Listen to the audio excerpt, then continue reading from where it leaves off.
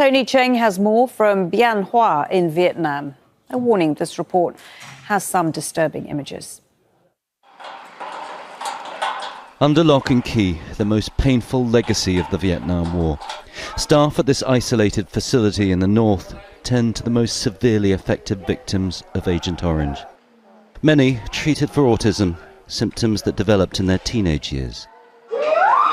Others, limbs twisted and out of control, complications caused in the womb and present from birth. They're kept comfortable and fed, but there's no cure. These are patients who will never go home. The patients here have very diverse symptoms. We apply a combination of treatments to limit epilepsy and strengthen their health. The US military sprayed 48 million litres of Agent Orange on Vietnam. It's compensated US veterans affected by exposure, but not Vietnamese citizens. For victims with less severe symptoms, vocational training. Simple mechanical tasks like making sticks of incense. But even this can be a huge challenge. For parents, the heavy burden of care. Mr. Ta lost his first son 2 years ago. Wheelchair-bound, he was able to speak and move by himself.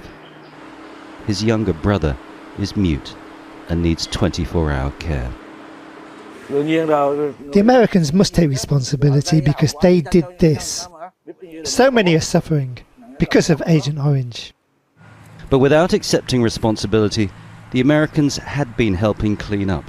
Hundreds of millions of dollars spent on decontaminating former US air bases, like this one in Da Nang. Then it all stopped.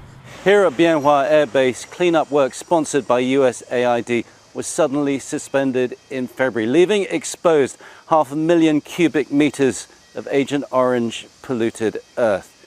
The US Embassy in Hanoi wrote to the State Department warning of an impending environmental and life-threatening disaster.